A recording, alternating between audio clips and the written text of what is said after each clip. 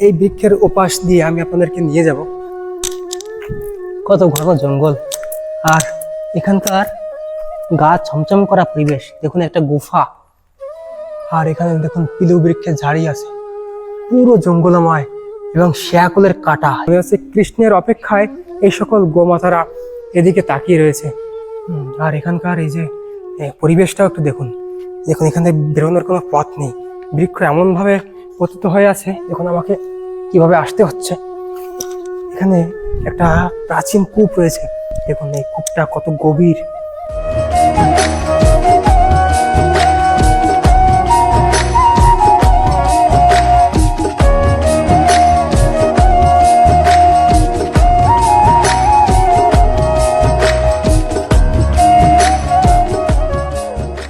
রাধে রাধে প্রিয় ভক্তবৃন্দ, অতি প্রাচীন এই কুণ্ডের লীলা মহিমা আমরা আজকে জানার চেষ্টা করব। এটি সেই কুণ্ড যখন ভগবান শ্রীকৃষ্ণ এই গোবর্ধন তলটিতে ইন্দ্রজাগ বন্ধ করে যখন গিরি গোবর্ধনের পূজা শুরু করেছিল, তখন দেবরাজ ইন্দ্র অত্যন্ত কুপিত হয়ে গিয়েছিল ভগবান শ্রীকৃষ্ণের প্রতি।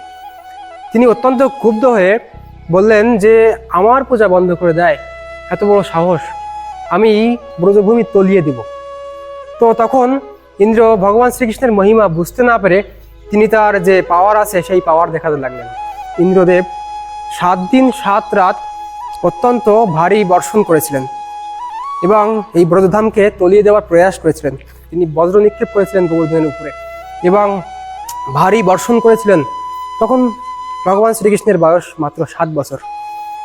তিনি এই ব্রজভূমিকে রক্ষা করার জন্য এবং ব্রজভূমির যে গোমাতা, যে সমস্ত পশু পাখি, এমনকি ব্রজবাসীদেরকে রক্ষা করার জন্য তিনি গিরিরাজ গোবর্ধনকে, দেখুন এই হচ্ছে পেছনে গিরি গোবর্ধন, তো গিরি গোবর্ধনকে ভগবান শ্রীকৃষ্ণ কনিষ্ঠ আঙ্গুলের উপরে ধারণ করে নিয়েছিলেন। ইন্দ্রদেব যখন 7 দিন 7 রাত ভারী বর্ষণ করার পর যখন ইন্দ্রদেব তার বায়ুসেনাকে পাঠালেন যে যাও গিয়ে দেখে আসো ব্রজের কি অবস্থা, সমস্ত কিছু ধ্বংস হয়ে গেছে কিনা, কোনো কিছু বাকি আছে কিনা ধ্বংস হতে। তখন ইন্দ্রের সেই বায়ুসেনারা যখন এই ব্রজের এই স্থানে গোবর্ধন তলটিতে এসে দেখে যে গিরিরাজ গোবর্ধন আরো উঁচু হয়ে গেছে, তখন তারা অত্যন্ত চকিত হয়ে যায় এবং চিন্তা করে কি ব্যাপার, গোবর্ধন আরো উঁচু হয়ে আছে। তখন আরো একটু কাছে এসে দেখে যে ব্রজবাসী তো দূর, বৃন্দাবনের বৃক্ষের একটা পাতাও নড়েনি এবং সমস্ত ব্রজবাসীরা কৃষ্ণের যে আঙ্গুলের উপরে গিরি গোবর্ধন ধরা আছে তার নিচে তারা অবস্থান করছে এবং গান বাজনা চলছে।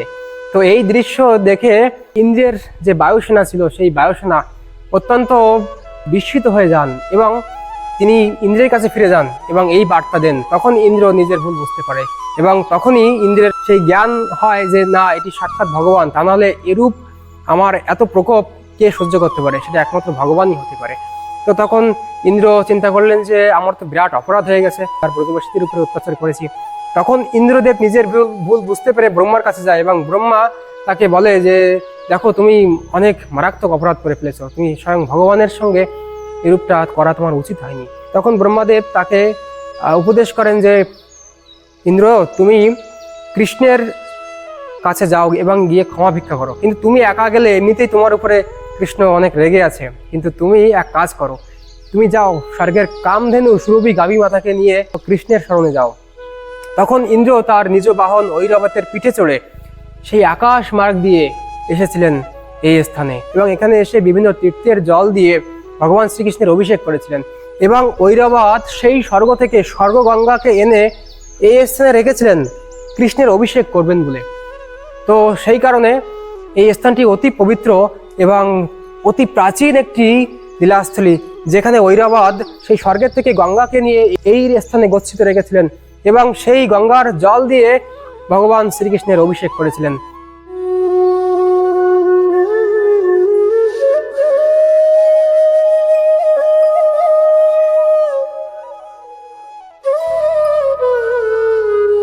এখানকার বাতাবরণ, এখানকার পরিবেশ কি অদ্ভুত! দেখুন, সত্যি এই ঐরাবত কুণ্ডের তটে এসে আমার গায়ের লোম যেন কাটা দিচ্ছে।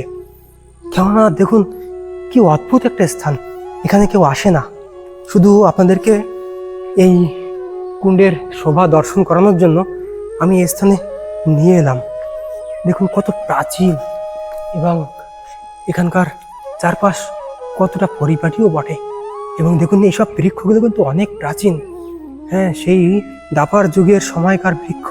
এবং দেখুন কুণ্ডের শোভা কি অদ্ভুত, কি সুন্দর দিব্য মনোরম প্রাকৃতিক পরিবেশ, আর তার মাঝে এই কুণ্ড বিরাজ করছেন। দেখুন এটি কিন্তু সাধারণ স্থান নয়। আর এই যে প্রাচীনত্ব, এই যে প্রাচীন ইট কুণ্ডের, সেই প্রাচীনকালে সংস্কারকৃত এই কুণ্ড আজও এই প্রাচীনত্ব এখানে বিরাজ করছে। আর এই পাশের জঙ্গলটা একটু দেখুন, কি অদ্ভুত। দেখুন এই জঙ্গলের ভিতরে আমি আপনাদেরকে একটু নিয়ে যাচ্ছি। এখানে একটা নালী মতো হয়ে আছে, কিন্তু এখানকার জঙ্গল বড়ই অদ্ভুত। আসলে ভগবান শ্রীকৃষ্ণের যে কুঞ্জ মাঝে বিরাজ করতেন, কুঞ্জ মাঝে সখীদের সঙ্গে যে কৃষ্ণের মধুর লীলা হয়েছিল, সেই সকল লীলা কিন্তু এই সমস্ত গোবর্ধনের তট দিয়েই বেশিরভাগ সংগঠিত হতো। আর দেখুন এখানকার বৃক্ষগুলো কি অদ্ভুত। আর এখানকার এই যে পরিবেশটাও একটু দেখুন। দেখুন এখানে বেরোনোর কোনো পথ নেই, বৃক্ষ এমনভাবে পতিত হয়ে আছে যে আপনি ওপাশে যেতেই পারবেন না।